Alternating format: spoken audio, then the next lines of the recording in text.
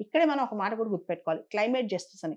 Climate justice అంటే ఏదైతే పెద్ద దేశాలు చేసిన తప్పులకి చిన్న దేశాలు సఫర్ అవుతాయో, ఎక్కువగా సఫర్ అవుతాయో, లాస్ అండ్ డ్యామేజ్‌కి గురవుతాయో వాటిని కాంపెన్సేట్ చేయాలి. రిస్టోర్ చేయాలి. వీలైనంత వరకు సపోర్ట్ చేయాలి వాళ్ళకి. ఇదే ఎక్కువ రెస్పాన్సిబిలిటీ పెద్ద దేశాలు తీసుకోవాలి. ముఖ్యంగా ఇప్పుడు చిన్న చిన్న దీవులున్నాయనుకోండి, అవన్నీ కూడా మునిగిపోతాయి. వాటికి చాలా నష్టం జరుగుతుంది. వీటన్నిటికి డబ్బులెవరిస్తారు? చాలా సార్లు పెద్ద దేశాలు ప్రామిస్ చేసినా నిజంగా డబ్బులిస్తున్నాయా? ఇవ్వట్లేదు కాబట్టి ఇప్పుడు తువాలులోని ప్రజలు తమ దీవులను వదిలేసి ఆస్ట్రేలియాకి మైగ్రేట్ అయిపోతున్నారు. ఇలా చూస్తే వచ్చే 100 సంవత్సరాల్లో 40, 50 దీవులు ఖాళీ అయిపోతాయి. అప్పుడు పరిస్థితి ఏంటి? ఈవెన్ 100 సంవత్సరాల తర్వాత మాల్దీవ్స్ కూడా ఇలాంటి పరిస్థితేనంట.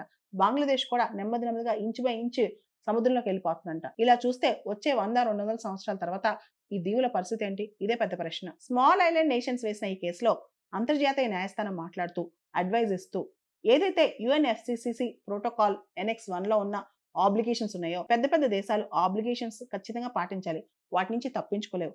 అదేవిధంగా సిబిడిఆర్ ప్రిన్సిపల్ కూడా మళ్ళా ప్రస్తావించింది. సిబిడిఆర్ అంటే common but differentiated responsibility principal అనమాట.